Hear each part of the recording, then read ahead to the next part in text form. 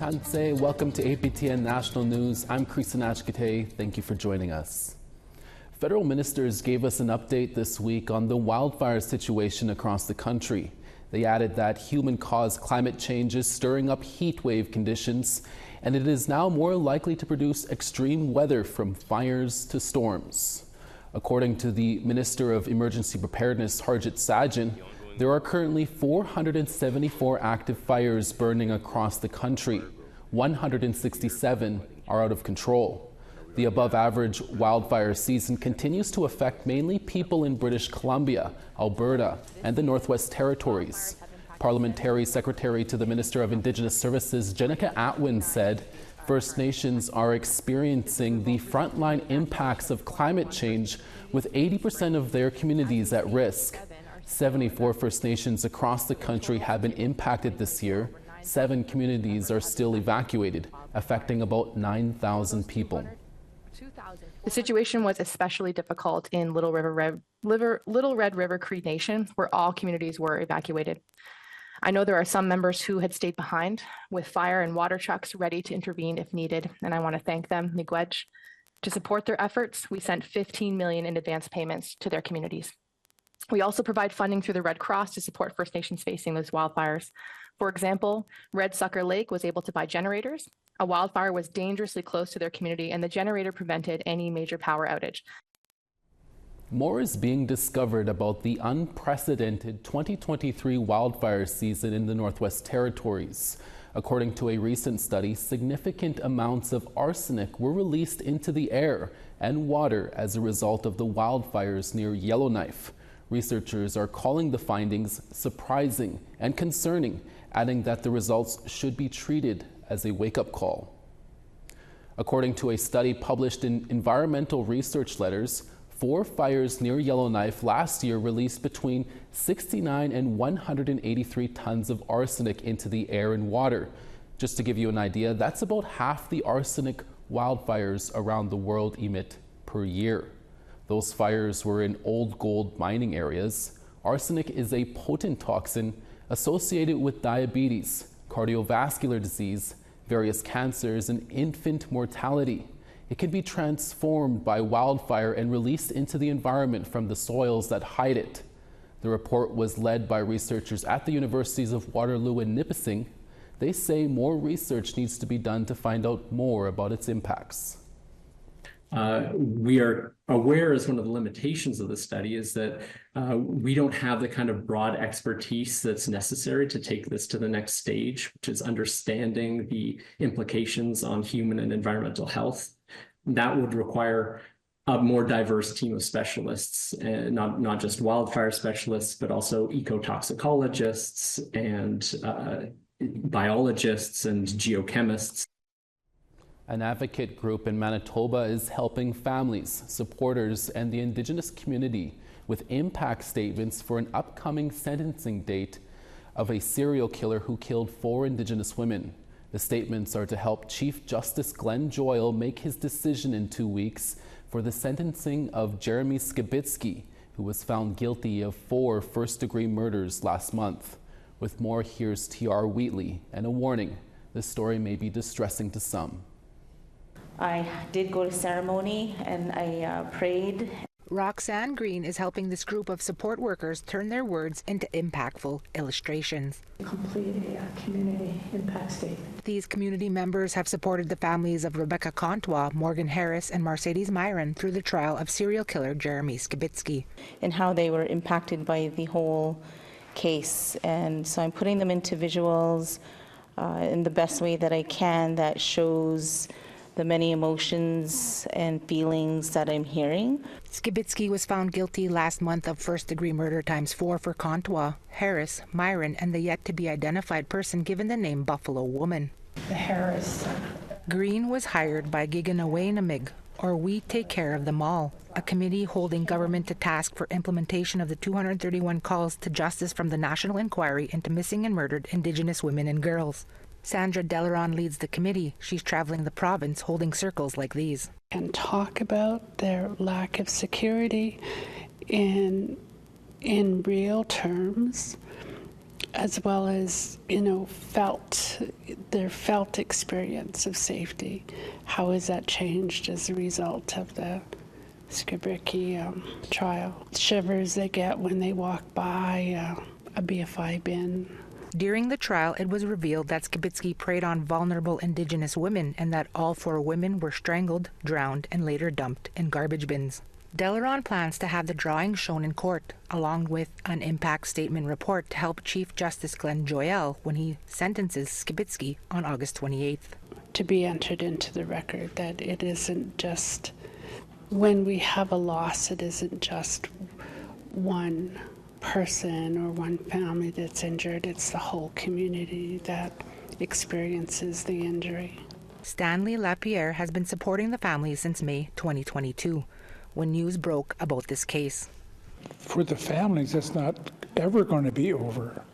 They're going to go to bed at Christmas Eve, birthdays, Mother's Day, and they're going to think about their loved ones that they have lost, eh? Lapierre was also there when the family started the politically charged Search the Landfill campaign in 2023 after Winnipeg police and politicians said it was not feasible to search for the women's remains. And he was there for both the pre-trial and trial this past year. It aged me because I had so many different emotions, and those emotions were scary emotions.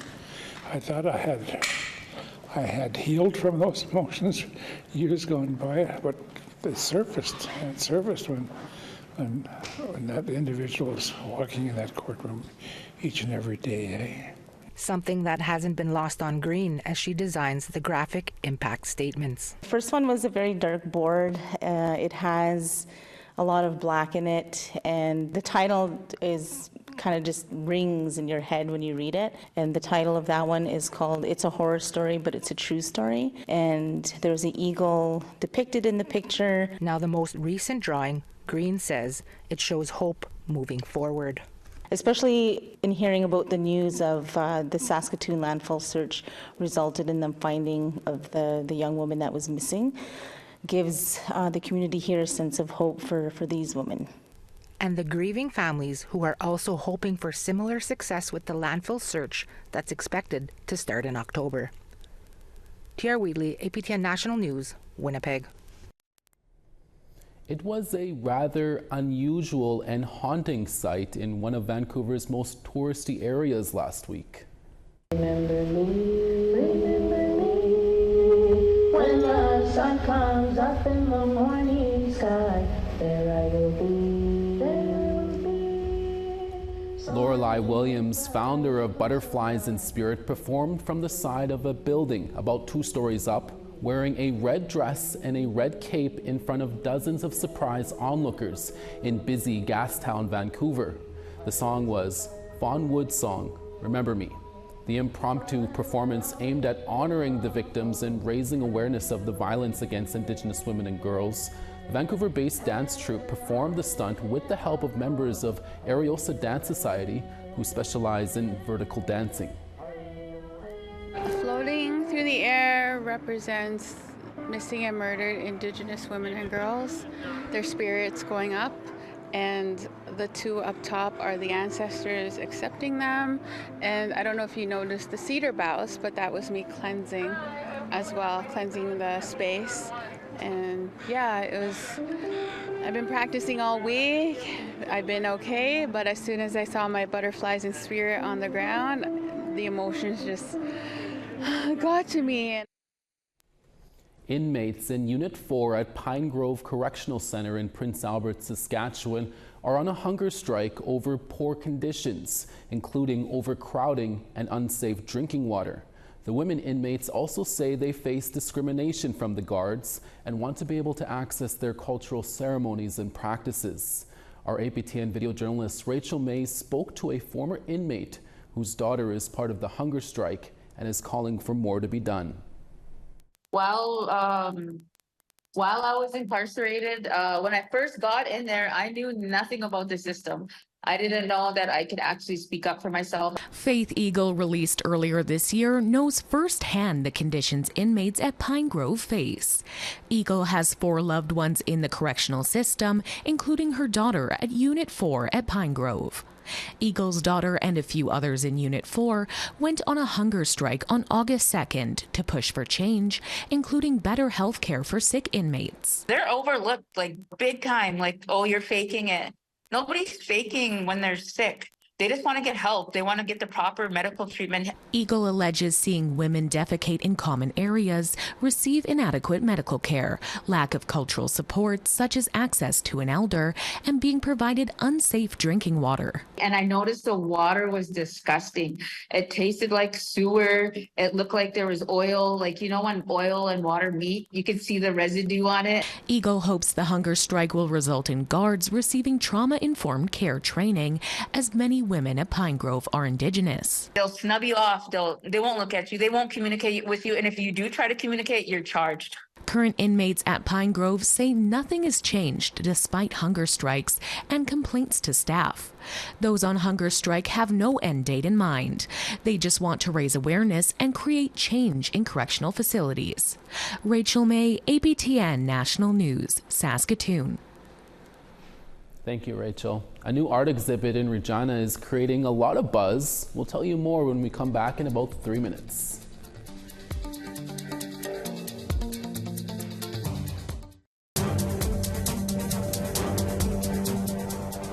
Welcome back.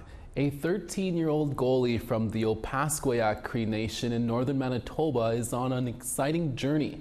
Creeson hopes to represent his province at the 2025 National Aboriginal Hockey Championship. And though his community lacks a year-round ice rink, that doesn't stop him from chasing his dreams.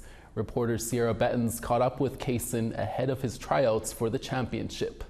My name's Creeson, I'm 13 and I've been playing hockey for 2 years. Can you tell us a bit about why you're in Winnipeg today? I have a tryout for the National Aboriginal Hockey Championship at Team Manitoba.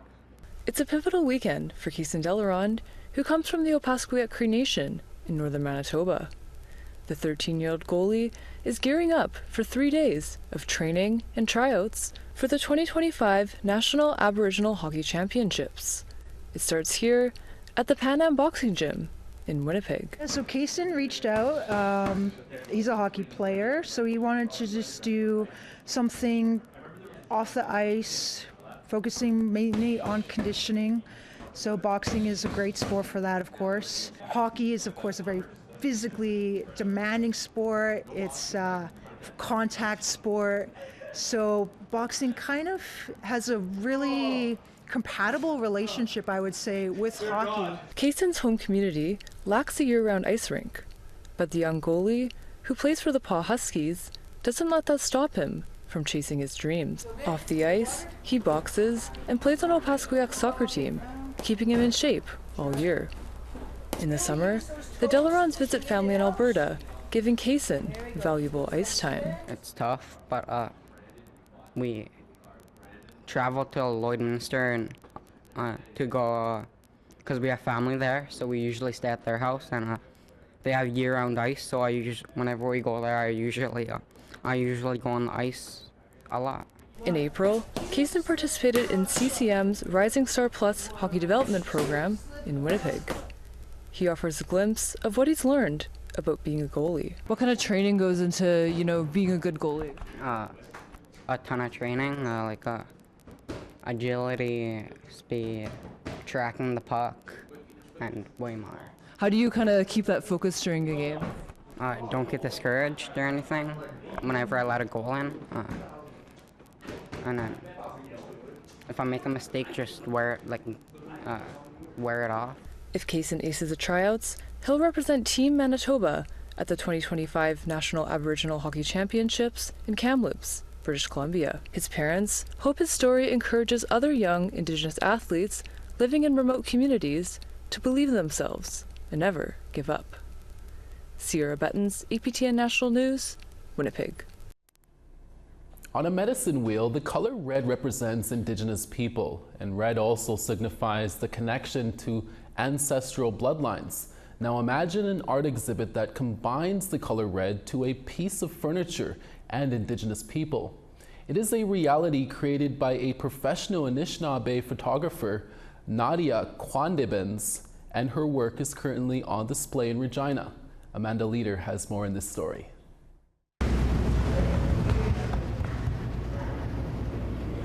If the photos on these walls could talk, they would tell an extremely interesting story. Each one of them is filled with color and emotions, and so much more.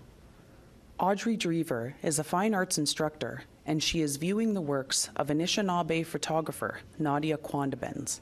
Nadia's talent is through the roof. You know, as far as art is concerned, photography, she's just an excellent photographer. She has a great eye. Her compositions are really solid, strong, very inviting, but also jam-packed with information. Nadia's exhibition is called The Red Chair Sessions and is exactly what it sounds like. She spent countless hours photographing Indigenous people from coast to coast, sitting on or beside a red chair. The series is about recognizing that we're all guests on Indigenous land, no matter where you go. And it's also about language revitalization. Kwandebens is from Nimiquajing First Nation in northwestern Ontario. Her photos not only tell a story, she also includes Indigenous languages and ceremonial names in the captions as a form of language revitalization.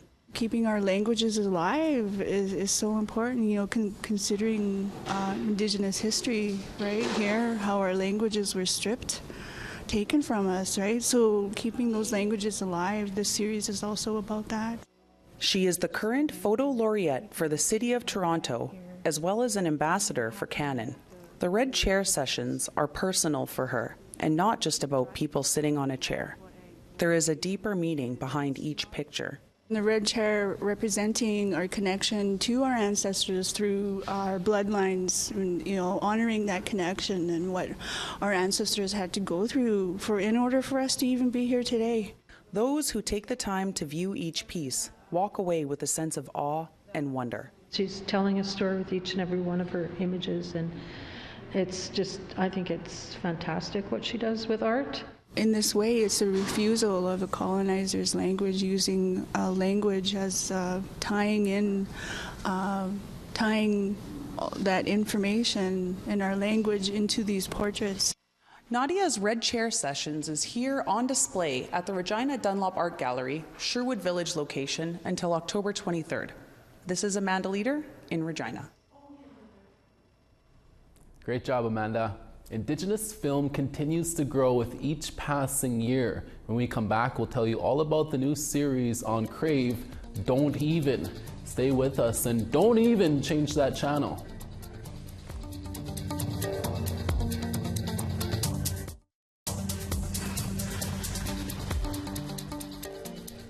Over on the East Coast, Halifax 24, Charlottetown 22.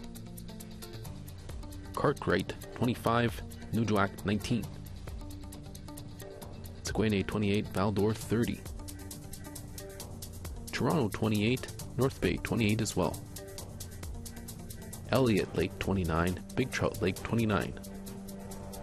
Churchill 30, Norway House 28.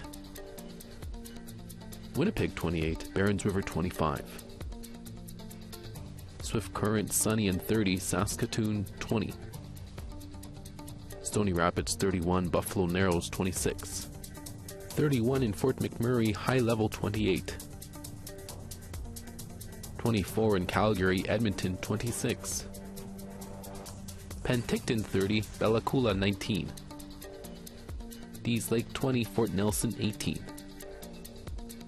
14 in Beaver Creek, 19 in Mayo. Wrigley 21, Wati 18. Colville Lake 18, Inuvik 19. Chesterfield 14, Well Cove 19. And Clyde River 7 and Arctic Bay 4. Welcome back. An Indigenous coming-of-age comedy, Don't Even, is set to premiere later this month. The series follows two best friends in the late 1990s Winnipeg as they grapple with their uncertain futures in the summer after their final high school year. It debuts on Crave on August 23rd and will air on APTN later in the year.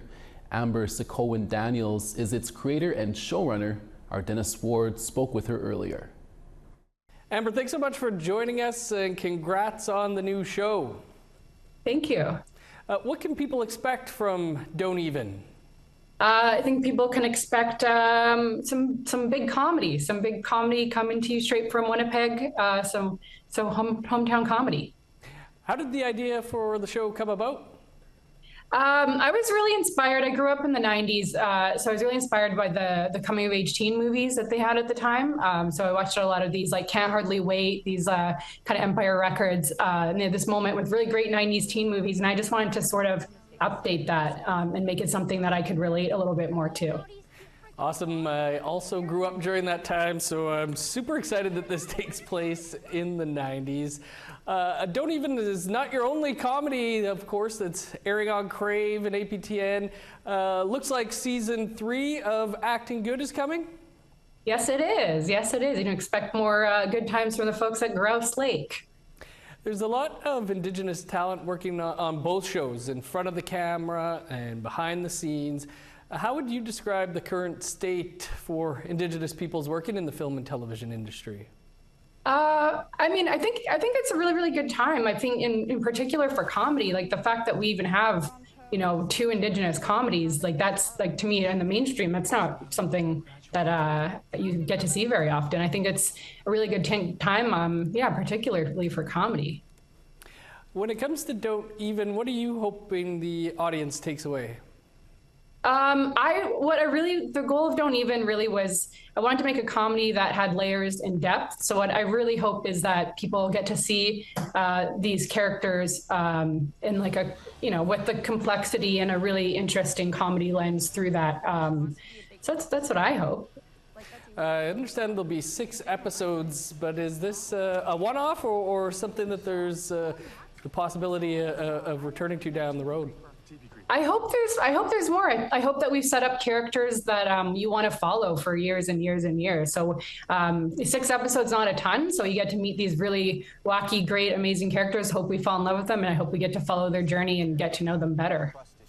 Not that you don't have a lot going on already. Don't Even set to premiere August 23rd.